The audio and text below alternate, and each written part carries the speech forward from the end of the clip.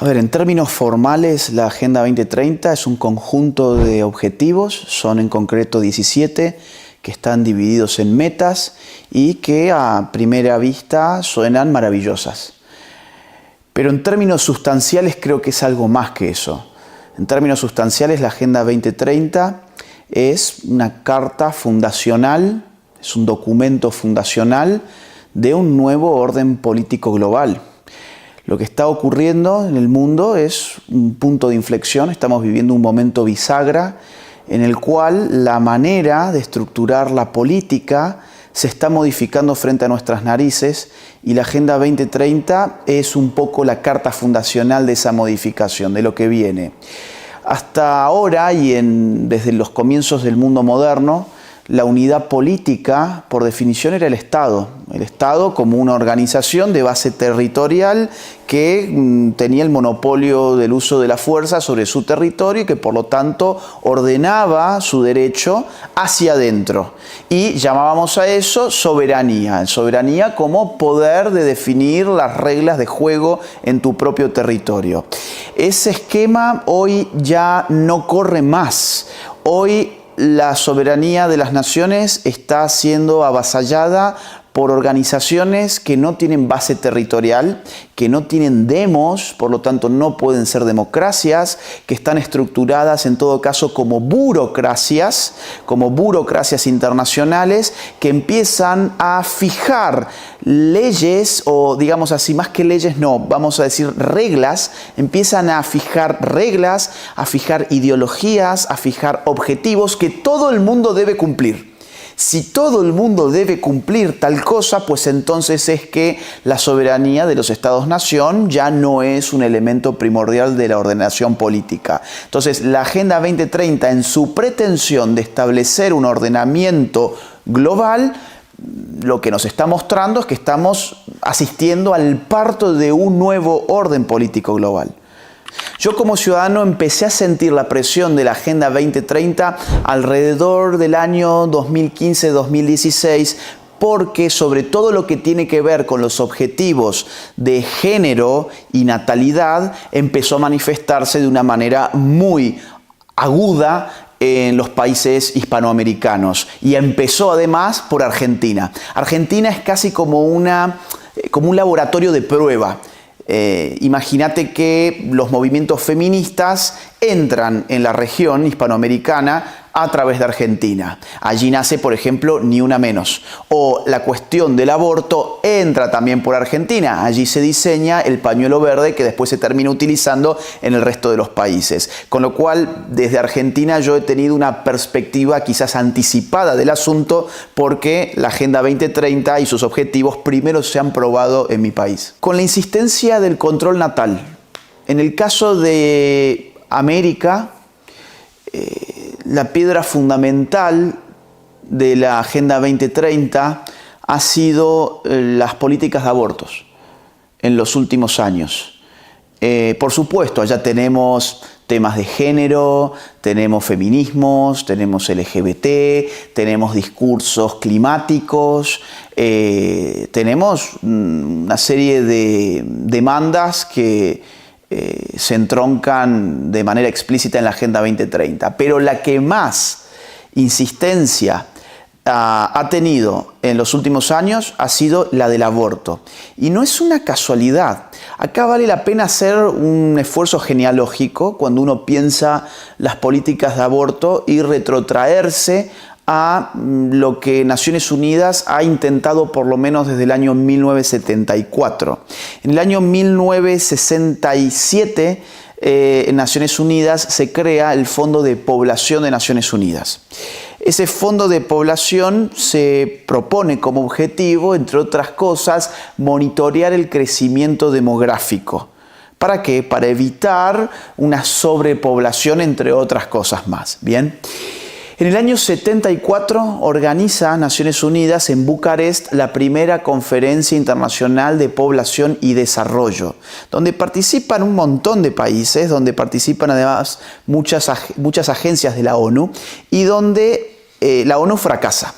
Fracasa porque el Vaticano, con países del tercer mundo como aliados, reaccionan frente a las intenciones de la agenda de Bucarest, que consisten en limitar el crecimiento poblacional, y se estropea el plan de la ONU. Pero vuelven a la carga en el año 1994, en una nueva conferencia internacional sobre la población y el desarrollo en El Cairo. En el Cairo. Aquí ya, para que te des una idea, participan más de 130 países, 14 agencias de Naciones Unidas, y eso termina siendo un éxito.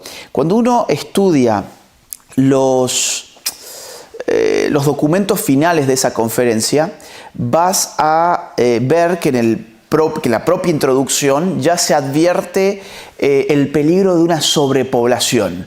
Te dice la ONU, ubícate, año 1994, te dice, de aquí a los próximos 20 años el mundo va a crecer. ¿Cuánto va a crecer? Bueno, nuestros expertos han dicho que va a crecer de tres maneras distintas. Vamos a ver cuál de las tres maneras se cumple. Una de mínima, que son 7.100 millones de personas en total, una hipótesis media, 7.500 millones de personas, y una hipótesis alta, 7.800 millones de personas. Hacemos esta conferencia de Naciones Unidas para que ustedes, estados, se comprometan a disminuir su natalidad para que no se cumpla la hipótesis de máxima y para que sí se cumpla la hipótesis de mínima, a más tardar al año 2015. Esto del año 2015 es significativo porque la Agenda 2030 se redacta en el año 2015 y porque a partir del año 2015 es cuando en Hispanoamérica el tema feminista, abortista y LGBT explota al mismo tiempo, como parte de una misma causa, con los mismos intelectuales de fondo, con las mismas organizaciones financiando esas agendas, con los mismos políticos elaborando el discurso público. Aborto, feminismo, género, LGBT. Son 4 agendas que, si las mirás con lupa, tienen un efecto natal. Lo tienen. ¿Por qué? Bueno, el aborto evidentemente impide el nacimiento de un ser humano en gestación. Voy a poner el caso español, que me parece muy interesante porque ustedes tienen legalizado el aborto desde la década del 80 y hoy en España nacen alrededor de 400.000 niños por año. Ahora, se abortan aproximadamente 100.000 por año. O sea, ya con una sola política, en este caso de aborto, redujiste la natalidad en un país como España a un 20%. Si además estimulo agendas LGBT, pues logro la expansión de vínculos sexuales que no son reproductivos. Y si agrego una dosis de feminismo radical, tengo guerra de sexos.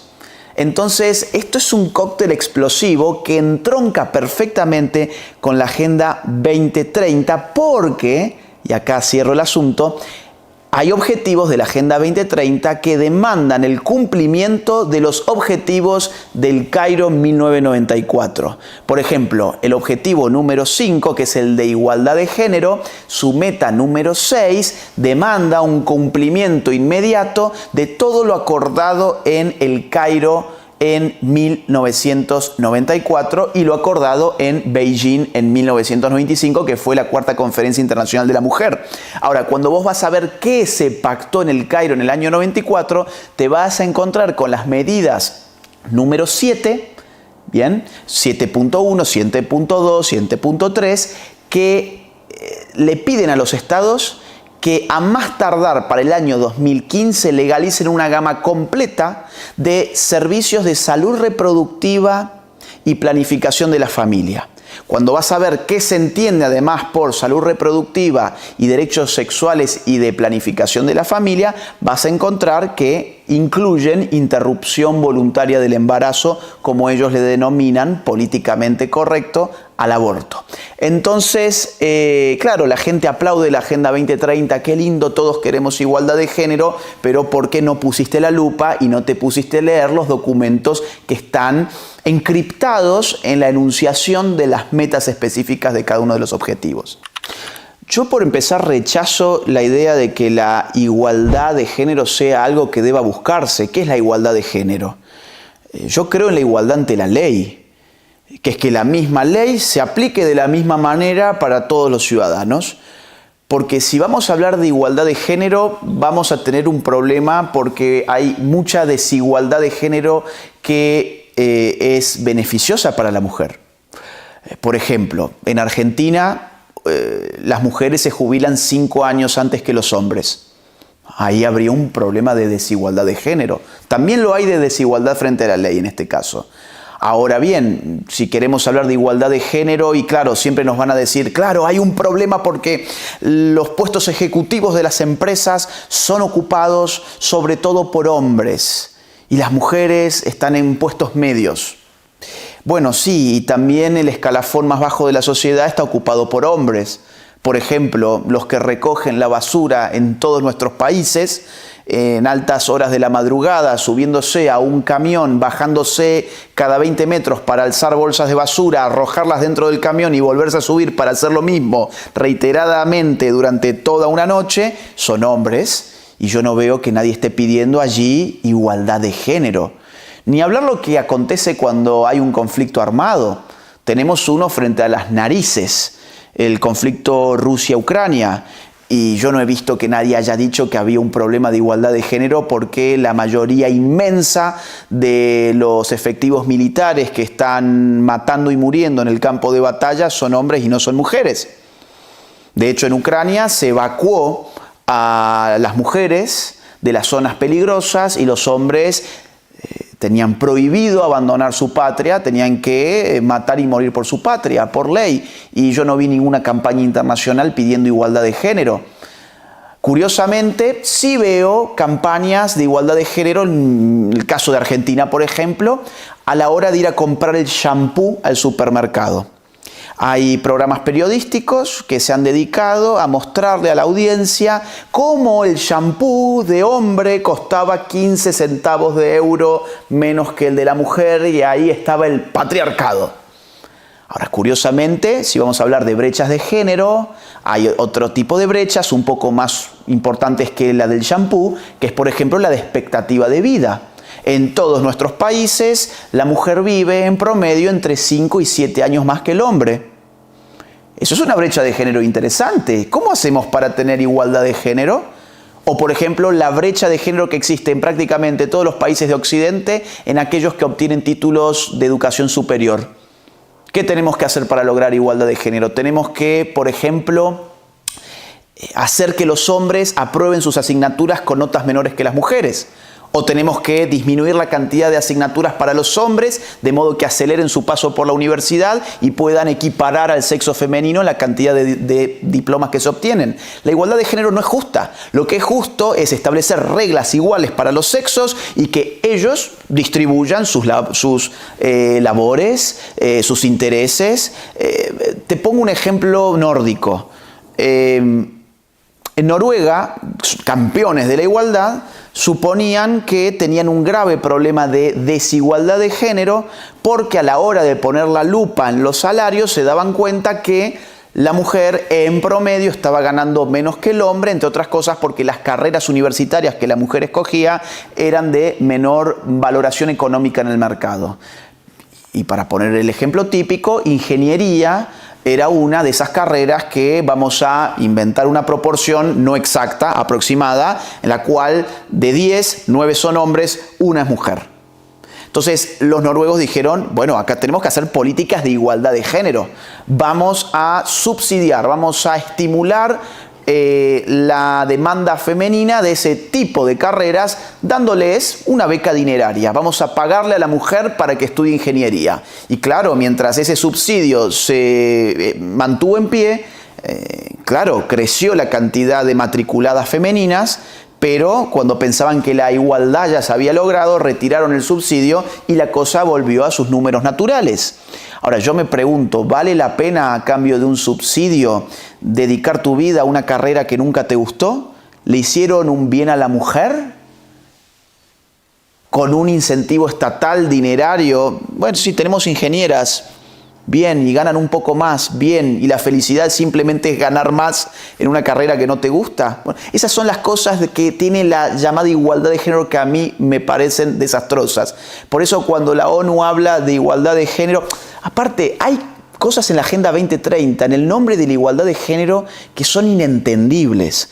Por ejemplo, los objetivos de agua potable. Bien, constantemente se está tratando de poner a la mujer como la especial perjudicada, la más perjudicada de ese tipo de problemas. Entonces, en la descripción de esos objetivos se dice, por ejemplo, que las mujeres son las encargadas de caminar hacia un pozo de agua para buscar agua para llevar a la casa donde está el hombre esperando. Y vos decís, pero bueno, te da la sensación de que el hombre está tirado mirando Netflix, mientras en este tipo de comunidades que están afectadas porque no hay agua potable, la mujer está siendo explotada porque va a buscar ella el agua. Constantemente están buscando esa forma de redacción para que vos, digamos, interiorices ese tipo de dialéctica sexual. Y lo cierto es que en ese tipo de comunidades, es cierto, la mujer puede ir a buscar el agua, pero porque el hombre está buscando la comida. Entonces, hay cosas que no se dicen a propósito. Hay cosas que ahí no se dicen a propósito. O por ejemplo, hay otro de los objetivos que demanda espacios verdes y abiertos. Y dice, especialmente queremos estos espacios para LGBTs, para mujeres y para niñas. ¿Y los niños no? ¿Los niños no porque son hombres? Constantemente están buscando esa dialéctica en la Agenda 2030 y lo hacen en el nombre de la igualdad de género. Y es lamentable porque la gente ya ha incorporado la idea de que igualdad de género es un dogma que todos debemos aceptar, que debemos celebrar acríticamente, y yo creo que debe ser criticado. Yo definiría la igualdad de género como una situación esencialmente imposible de no ser por el uso sistemático e ininterrumpido de la coacción del Estado. Porque lograr igualdad de género implica equiparar el tipo de decisiones y las consecuencias de esas decisiones que toman los individuos que conforman una sociedad basándonos en la categoría sexual. Pero como el género no equivale al sexo desde hace ya bastante tiempo, tenemos un problema adicional, que es que en la idea de igualdad de género ya no solamente estamos remitiendo a hombres y mujeres, tenemos que empezar a agregar a los innumerables géneros que hoy están en danza, que ya nadie sabe cuántos son siquiera. Y es natural que nadie sepa cuántos son porque la propia definición de género hoy apunta a la autoidentificación de género. Y como la autoidentificación por definición es infinita, pues son infinitos las cantidades de opciones de género que uno puede acoger. Entonces, en la práctica es una imposibilidad e implica dosis de estatismo constantes y sonantes. Yo creo que hay muchos objetivos. Habitualmente la gente quiere encontrar una cabeza, porque es fácil. Es decir, es fácil decir George Soros, es fácil decir Bill Gates, ¿no? Y la gente quiere escuchar cosas fáciles, que le simplifiquen el problema. No, el problema es mucho más complejo. Hay un sinfín de intereses. Vamos a poner 2 o 3 tipos de intereses. Por supuesto, el interés político es demográfico. La ideología de género sirve para atacar un problema que advierte esta agenda, que sería el de la sobrepoblación. Y la ideología de género ha funcionado, está funcionando para disminuir natalidad. Te voy a poner un ejemplo que a mí me parece espeluznante. En Estados Unidos, la transexualidad en niños ha crecido un 4000% en los últimos 10 años. ¿Qué significa eso? Significa que tenés un aumento escaladísimo de personas que no van a poder reproducirse jamás. Niños que son sometidos a tratamientos hormonales muy perjudiciales para su salud, además, y a continuación son sometidos a cirugías que son verdaderas carnicerías. Yo no sé si en este documental se podrán mostrar las fotos, es probable que lo bajen si ustedes muestran las fotos, pero yo tengo las fotos. Y sí te las puedo describir en todo caso. A estos niños por ejemplo, a las niñas que quieren transicionar a hombre, eso es una ideología. Esto es como lo de la igualdad de género, es una ideología, no hay tal transición, es simplemente un monstruo de Frankenstein lo que logran. A estas niñas le quitan la piel, le quitan nervios, le quitan músculo del antebrazo, le pelan el antebrazo, se lo dejan con la carne viva, expuesta, y con eso fabrican algo que ellos llaman un neopene. Y ese neopene, que no tiene ninguna función real en términos sexuales, es lo que hoy llamamos, es un hombre. Se convirtió en un hombre. Mentira. Y sale mucho dinero hacer eso. Y ahí te pasó un segundo tipo de interés. Es decir, esa persona no se va a poder reproducir. Nunca. No puede volver atrás. Pero además esa persona tuvo que pagar un dineral y lo va a tener que pagar de por vida. ¿Por qué? Porque se vuelve dependiente su organismo de hormonas sintéticas. La industria de las hormonas sintéticas está al alza desde hace algunos años ya y más contenta se pone en tanto estas legislaciones avalan esos tratamientos y más aún lo garantizan estatalmente, porque es el Estado el que empieza a comprar toneladas de esas hormonas. Hay una página que se dedica a vender informes financieros, Global Market Insights, donde grandes inversionistas compran informes financieros para saber dónde poner su dinero. Busquen ustedes en Global Market Insights cómo está el mercado de las cirugías de cambio de sexo. Se van a sorprender porque es donde mejores retornos esperan las inversiones. De hecho, el tamaño de ese mercado en el año 2019 era de 316 millones de dólares. Lo que se espera para el año 2026 es que supere el 1.5 billones de dólares, o sea, los 1.500 millones de dólares. ¿Querés hacer dinero? Invertí en un mercado de cirugías de cambio de sexo. Entonces ahí tenés dos tipos de intereses muy distintos. Tenés los intereses de farmacéuticas, los intereses médicos de los cirujanos que venden este tipo de servicios y tenés los intereses natales de reducción de natalidad.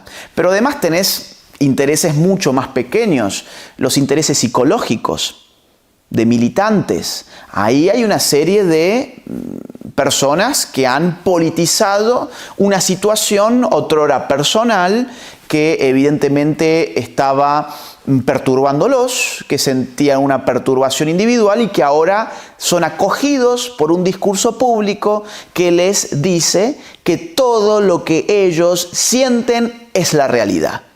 Y que si alguien les dice que no es la realidad es porque ese alguien es su enemigo, que quiere impedir su verdadera identidad. Entonces es un negocio redondo para la politiquería barata, es un negocio redondo para la gran política o para la biopolítica de control natal y es un gran negocio para las industrias que se dedican a estos asuntos. En Argentina la gente no tiene todavía conciencia de qué es la Agenda 2030 y a la inmensa mayoría ni siquiera les suena, porque no se ha hecho tanto ruido como en España. En España uno ve que los políticos se pasean con su distintivo desde la izquierda hasta la centro-derecha, todos celebran sin ningún tipo de crítica la Agenda 2030. En Argentina todavía no se habla de Agenda 2030 de manera desembosada. Probablemente eso va a pasar muy pronto porque Argentina está muy pendiente de lo que pasa en España y copia muchas cosas de España. Aún así, el Estado dedica una cantidad inconmensurable de recursos para impulsar algunos de los objetivos de la Agenda 2030 y te diré que los del género son los que más recursos se han llevado.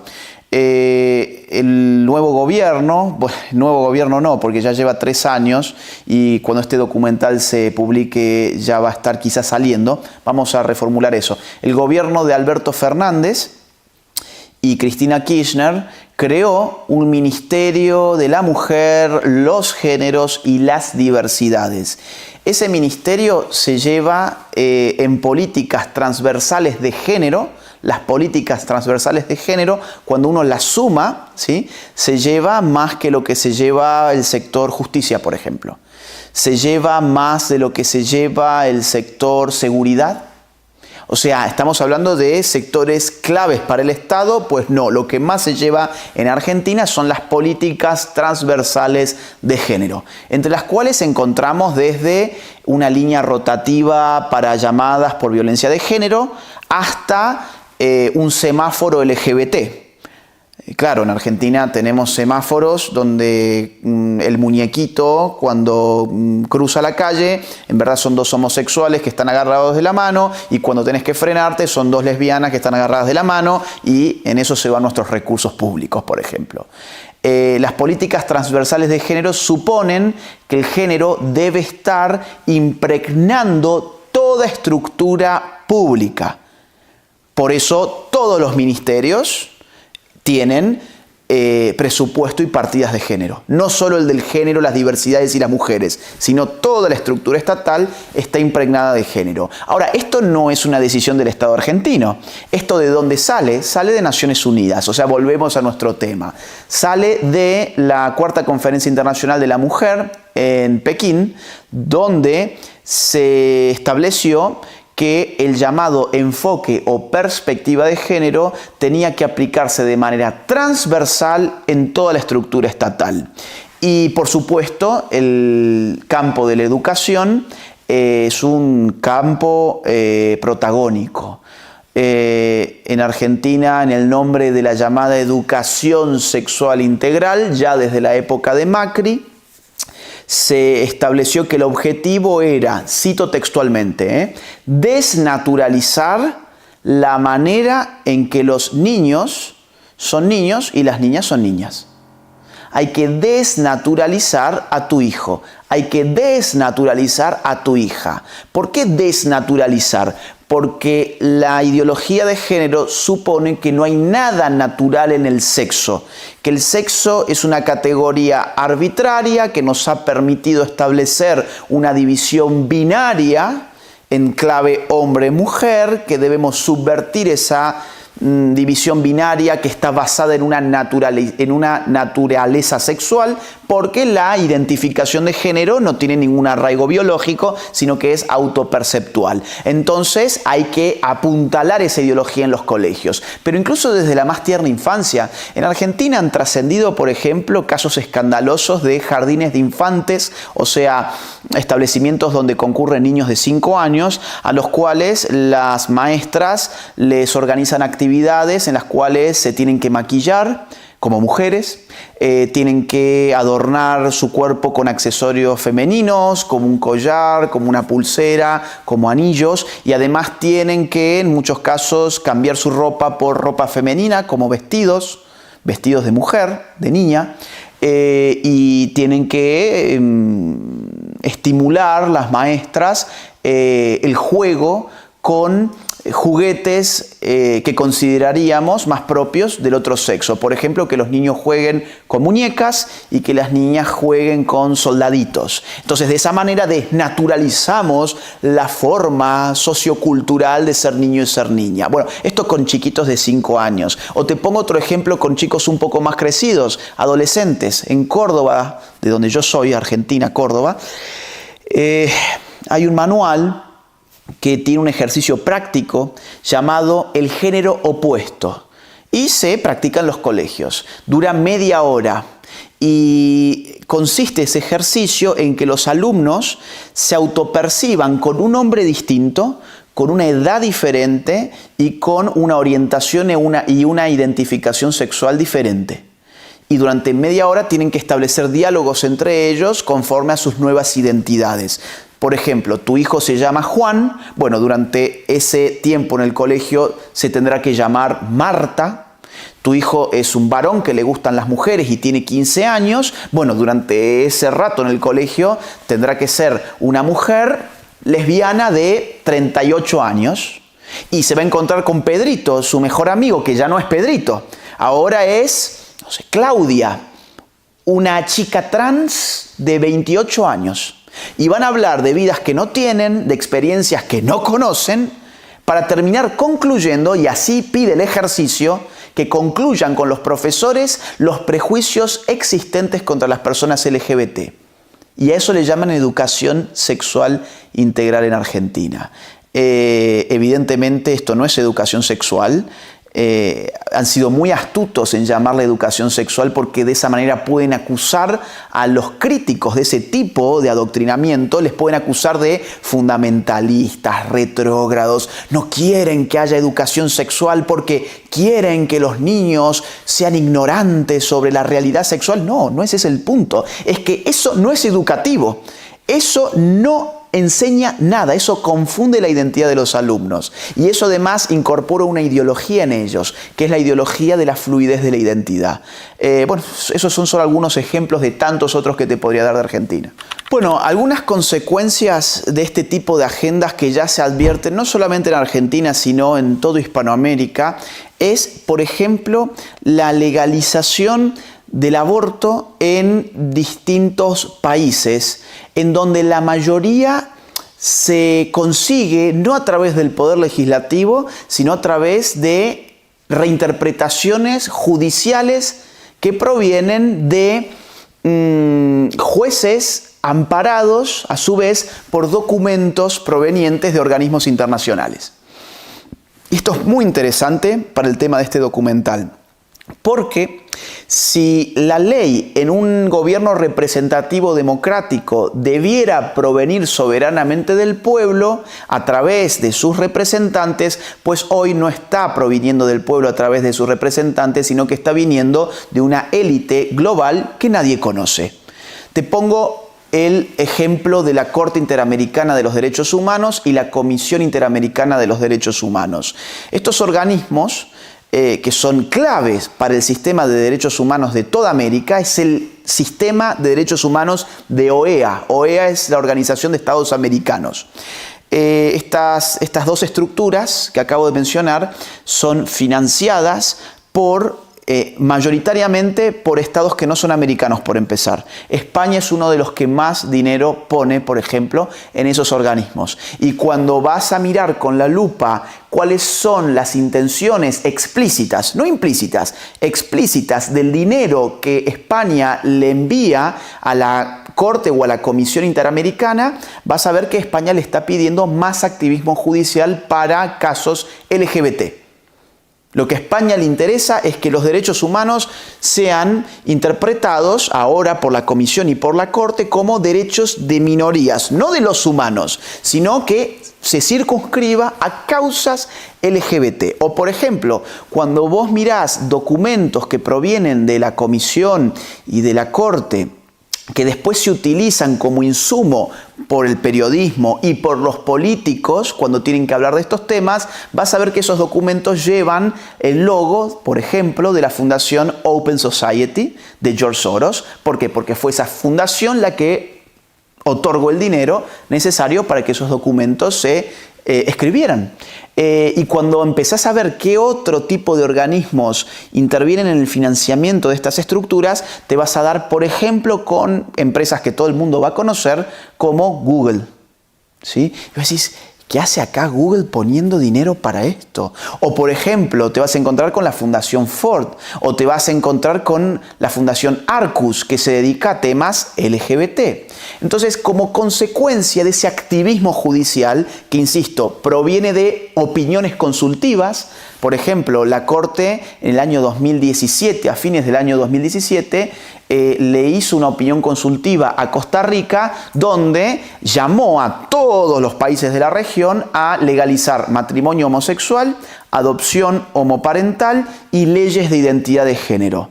Ya eso no es una decisión de los estados soberanos, eso ya lo decidieron 7 jueces financiados por países europeos, por compañías multinacionales y por fundaciones de magnates multimillonarios, y eso se empieza a transformar en insumos políticos jurídicos para países de nuestra región. Consecuencias prácticas, bueno, Colombia, que tenía aborto en causales, ahora tiene aborto totalmente liberado por una reinterpretación jurídica de su Corte Constitucional. El aborto está legalizado hasta la semana 24, 6 meses.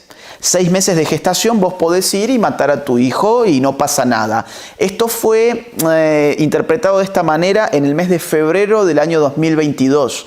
En el mes de mayo del año 2022, la misma corte prohibía la pesca deportiva. ¿Sabes por qué prohibía la pesca deportiva? El fundamento es impresionante. El fundamento es que todavía la ciencia no está en condiciones de saber si el pez es un ser sintiente o no lo es. Y como podría ser un ser sintiente, tenemos que abstenernos de provocarles estrés, de sacarlo del agua, tomarnos la foto con el pez y volver a tirarlo al agua, porque si es un ser sintiente se va a estresar. Ahora, a tu hijo en gestación hasta la semana 24 podés abortarlo. ¿Cómo se hace un aborto en ese estadio? Bueno, mira, tenés muchas formas. Con un bisturí ingresás, lo descuartizás y después empezás a hacer lo que se llama el raspado o el raspaje. ¿Para qué? Para que no te quede ni un piecito adentro, ni una mano, ni un brazo. Tenés que empezar a raspar el útero para tratar de sacar todo.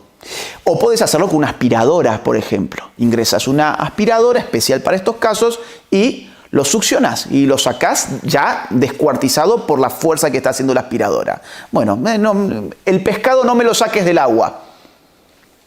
A los colombianos por nacer hasta los 6 meses aniquilalos. No hay ningún problema. La misma corte, fundamentada en toda esta ideología. Bueno, en el caso argentino, no se puede opinar por varios motivos. Primero que nada porque las plataformas que un ciudadano común y corriente tienen para opinar, esas plataformas han decidido que si opinás en contra de esta ideología te censuran, te bloquean tu cuenta, te expulsan para siempre de esas plataformas que llamamos redes sociales. No se puede opinar en la academia porque perdés tu trabajo o vas a tener, si sos estudiante, vas a tener un gravísimo problema con la institución.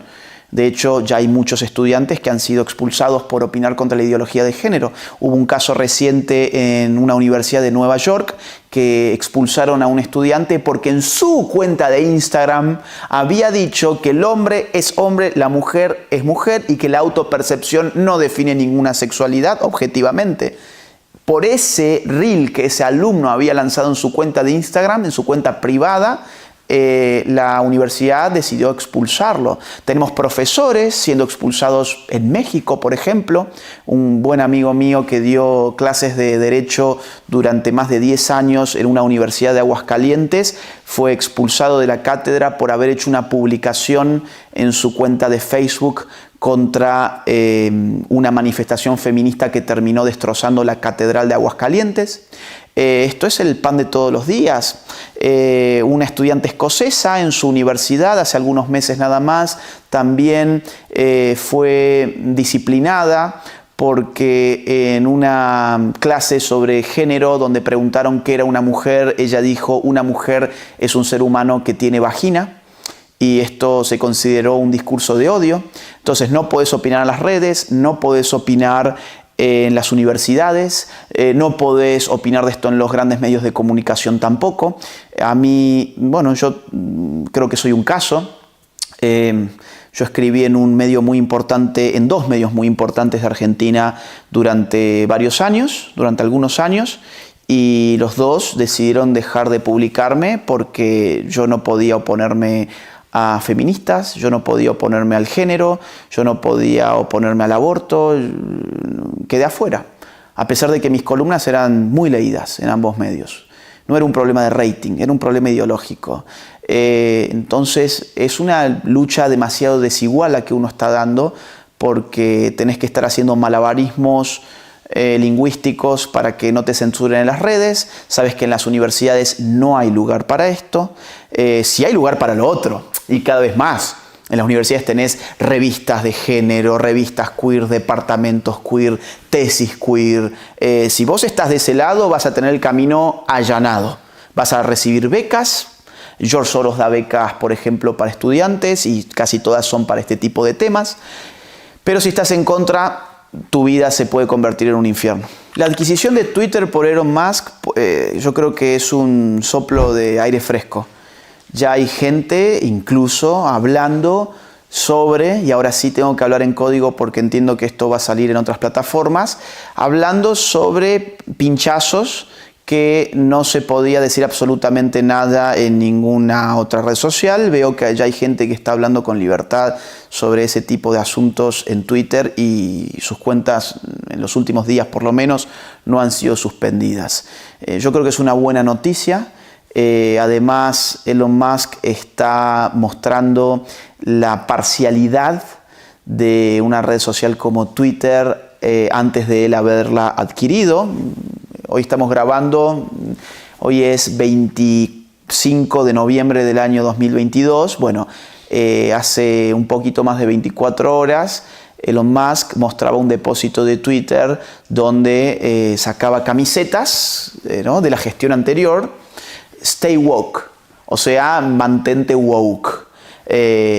Podríamos decir también mantente progre. El woke para nosotros podría ser una buena traducción, progre. Entonces, ¿de qué estamos hablando? ¿No era que estas compañías no tenían línea editorial? ¿No era que precisamente fueron beneficiadas jurídica y legislativamente por el gobierno de los Estados Unidos porque no eran editores? ¿Porque no eran medios de comunicación? Bueno, parece que eso no era así. Parece que esta gente sí que tenía una línea y sí que la tiene una línea editorial. Así que vamos a ver qué pasa con Twitter. También hay que decir que en este momento Elon Musk está siendo el blanco de todos los ataques posibles. El establishment está atacándolo desde sus medios establecidos, están haciéndole incluso boicot las estrellas de Hollywood, ciertos cantantes. Pero yo creo que le va a ir bien porque la mayor parte de la gente desea que las redes sociales sean libres. Yo el año 2030 lo veo distópico. Es posible que incluso las distopías del siglo XX, me refiero a 1984 de George Orwell, Un mundo feliz de Huxley, se hayan quedado cortas. Ministerios de la verdad, ya los tenemos. ¿Qué son los fact-checkers?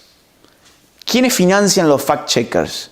Claro, se ha establecido la idea de que necesitamos guardianes de la verdad y que hay personas tocadas por una varita mágica que no se sabe muy bien por qué, pero ellos tienen el poder para decir qué es verdad, qué es mentira. Y curiosamente, cuando vamos a ver de dónde salen los sueldos de esas personas, salen de fundaciones como la de George Soros, por ejemplo. Digo, en América, por lo menos, la mayor cantidad de empresas fact-checkers tienen capital de George Soros, de Open Society. Y aquí en España entiendo que también. El año 2030 además nos va a encontrar con otra realidad tecnológica. Y la tecnología nunca ha avanzado tan rápido como ahora. Y la tecnología no solamente en términos cuantitativos, sino que cualitativamente está creando condiciones muy distintas de lo que ella misma era. La tecnología, por ejemplo, pienso en un autor como Marshall McLuhan. Para Marshall McLuhan, la tecnología es una extensión del ser humano. Yo extiendo mis capacidades con tecnología. Yo puedo caminar a cierta velocidad, pero si me subo a una bicicleta, puedo ir más rápido. Y si me subo a un auto, puedo ir más rápido. Yo puedo hablar con este sonido de voz, con este volumen de voz. Ahora, si utilizo un micrófono, amplifico mi voz. Y así sucesivamente. Bueno, no, la verdad es que la tecnología hoy no está amplificando las posibilidades del ser humano. Hoy está usurpando las capacidades del ser humano. Entonces, hay un cambio cualitativo que es inmenso y que nos va a llevar a una situación en la que quien tenga el poder técnico va a tener el poder económico y el poder político. Y creo que ya estamos ahí.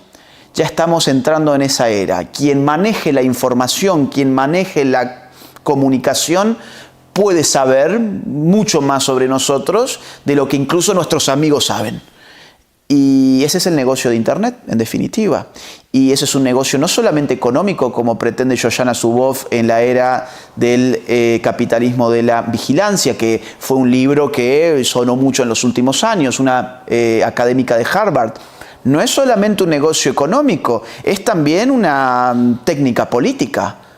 Te pongo un ejemplo. Facebook en elecciones de medio término de la era Obama, hizo un experimento social que terminó siendo publicado por la revista Nature, una de las revistas más importantes del mundo académico. Y en ese experimento que se hizo sobre 52 millones de personas, Facebook puso en los perfiles de su red social un botoncito en los perfiles de Estados Unidos que decía ya he votado, donde se le desplegaba además imágenes de las fotos de perfil de los amigos del dueño de ese perfil que ya habían tocado el botón, y además se le ofrecía una dirección para ir a votar cerca de donde ese usuario se encontrara en ese momento. Bueno, la conclusión es que, sacando los cálculos pertinentes, Facebook concluye, valga la redundancia, que tiene el poder de impactar significativamente en los procesos electorales, modificando instancias de la estructura de su red social. Modificando el feed, modificando las noticias, modificando botones. Tiene impacto electoral. Eso, si mal no recuerdo, fue en el año 2012. Y vos me preguntás por el año 2030. Claro, no estamos hablando de una especulación. Estamos hablando de cosas que ya son. E imagínate para el año 2030 hasta dónde puede llegar el nivel de tecnología. Hay encuestas en países asiáticos donde se le ha consultado a la gente, ¿usted estaría dispuesto a ser gobernado por inteligencia artificial? Y la mayoría dijo que sí. Entonces, otra vez, ¿qué nos espera el año 2030? No tengo idea, pero sí puedo pensar que es algo muy distópico.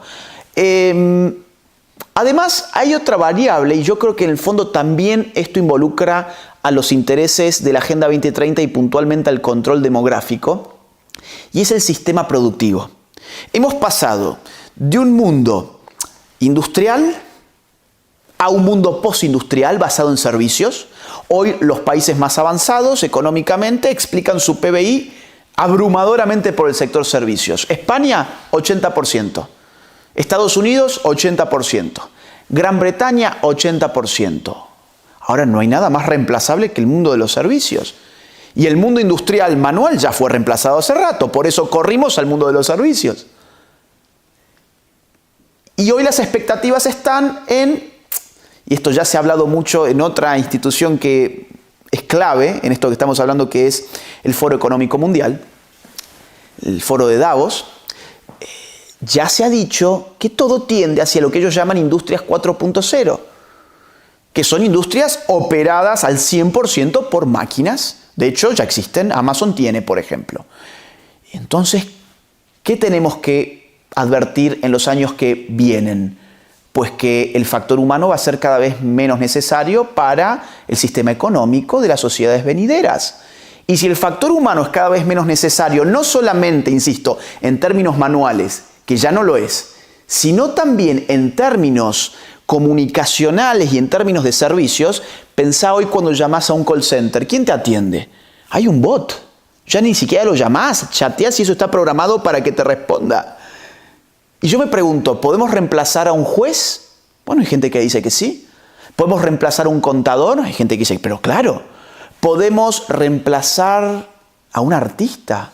Ya hay inteligencia artificial que pinta como Rembrandt. Podemos reemplazar a jugadores de fútbol. Los videojuegos y toda esta industria del eSport está siendo comprada por canales como ESPN, Teis Sport, y la gente está mirando eso. Podemos reemplazar a un poeta. Podemos reemplazar a un literato. Bueno, ya hay inteligencia artificial de Google que crea cuentos, crea novelas. Podemos reemplazar a un politólogo. Bueno, insisto, ya hay gente que vota para que la inteligencia artificial sea la que te gobierne. Entonces, ¿el factor humano dónde queda? Y hay muchos humanos. Ser muchos humanos es siempre una variable en un sistema. Somos muchos para el tipo de sistema económico que tenemos. No es somos muchos porque somos muchos. Hoy toda la población mundial entra en Colombia. ¿Bien? Entonces somos muchos para un mundo que necesita cada vez menos mano de obra humana. Entonces, ¿qué tengo que hacer yo con todos esos que sobran? Esa es la gran pregunta que esta gente está respondiendo. ¿Qué tengo que hacer con la gente que sobra en este mundo? De cara al mundo que está viniendo ya. Un mundo donde el factor humano es despreciado y despreciable. Tengo que estupidizarla, que que esté mirando Netflix todo el día, tengo que tenerlo idiotizada, drogas para todos, qué bueno que es drogarse. Qué bueno que es drogarse. ¿No es eso lo que estamos viendo en las series y en las películas todos los días? ¿No es eso lo que nos venden las canciones y la música todo el día? Qué bueno que es estar bajo el efecto de alguna droga. Tengo además que debilitar los lazos sociales. No quiero familias fuertes, porque familias fuertes hacen a individuos fuertes. Esto la sociología lo sabe de sobra. De hecho, la desviación social se reduce a medida que la familia se vuelve más fuerte. Esto es sociología 1.0. Se sabe. ¿Qué más tengo que hacer con esa gente? Bueno, esa gente que no tenga patria, que no responda a ningún tipo de ideal, que esté todo el tiempo divirtiéndose, que crea que todo el mundo son sus deseos y su autopercepción, y que esa gente, por favor, no se reproduzca. Que esos pobres diablos no vayan a tener otros pobres diablos. Porque este mundo ya no quiere más pobres diablos. Y el mundo al que vamos, 2030, va a ser un mundo muy distinto al que estamos viviendo hoy y en algunas cosas también muy similar porque la semilla ha sido puesta hoy y esa planta está creciendo en este momento. Y cuando tengan depresión, eutanasia.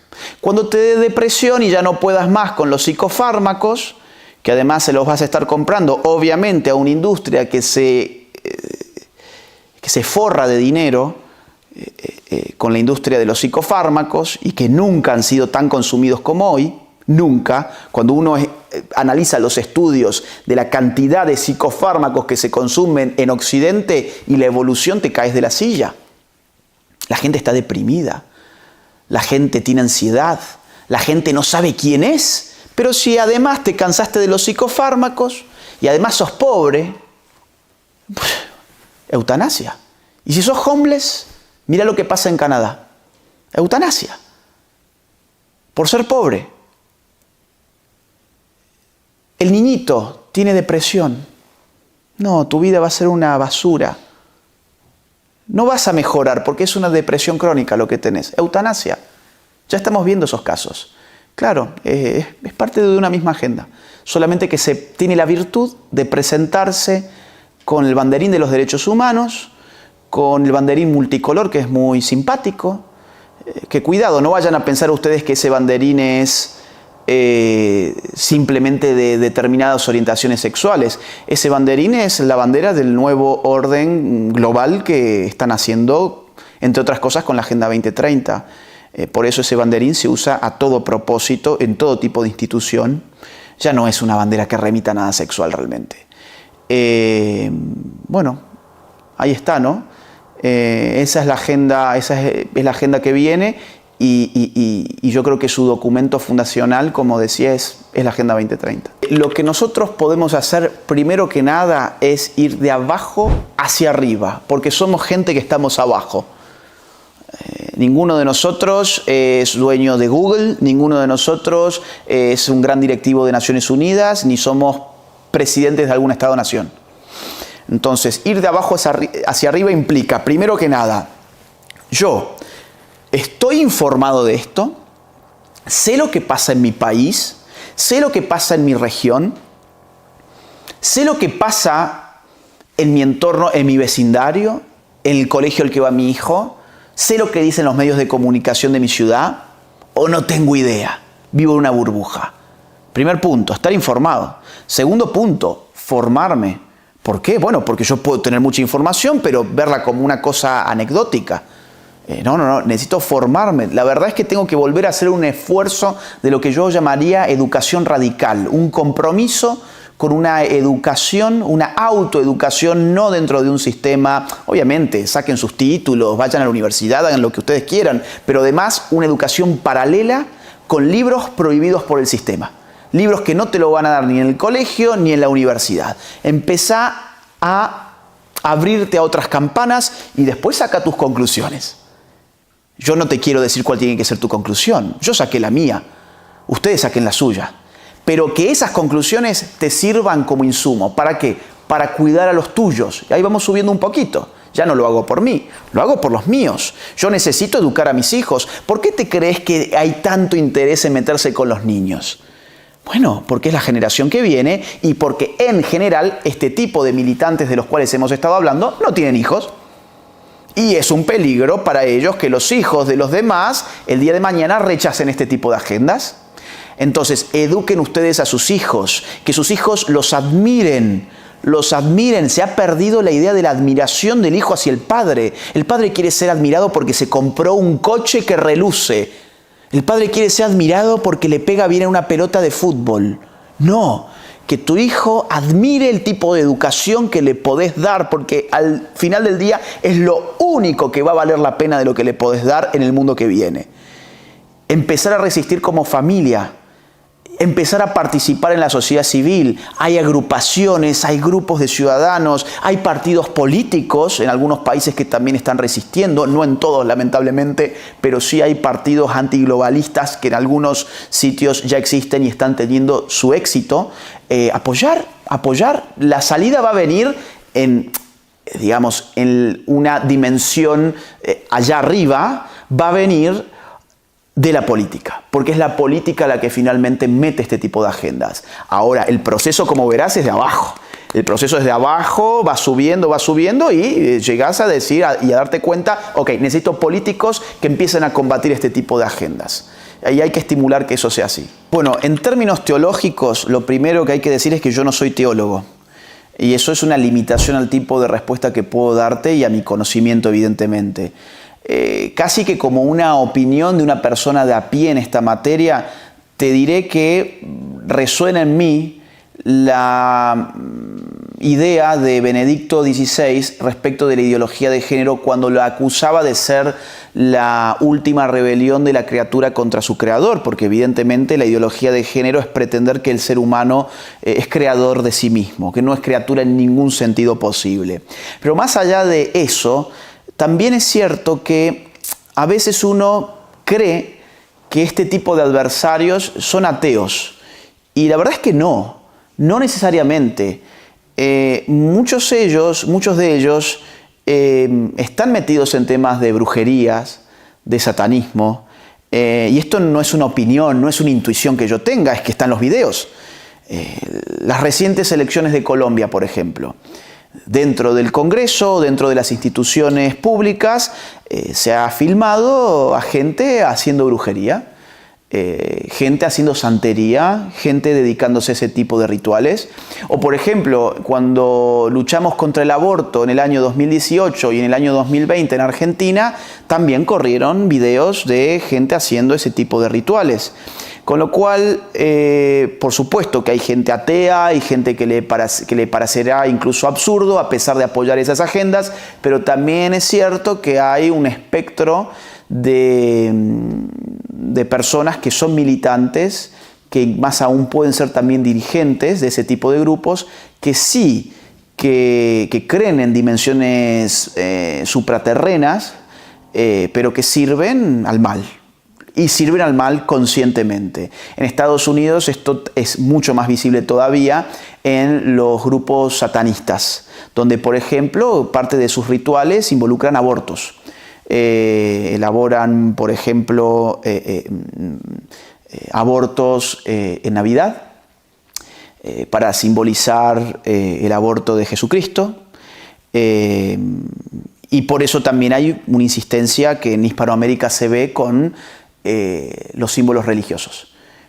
Todas las marchas feministas, las marchas abortistas terminan en la catedral de la iglesia de turno e incluso se han hecho performances en Argentina, por ejemplo, de actrices, por llamarlas de algún modo, disfrazadas de la Virgen María, cuya performance consistía en simular un aborto. Entonces eso tiene una dimensión espiritual obvia y mucha de esa gente no lo hace simplemente para provocar, es que son creyentes pero están al servicio de las fuerzas del mal.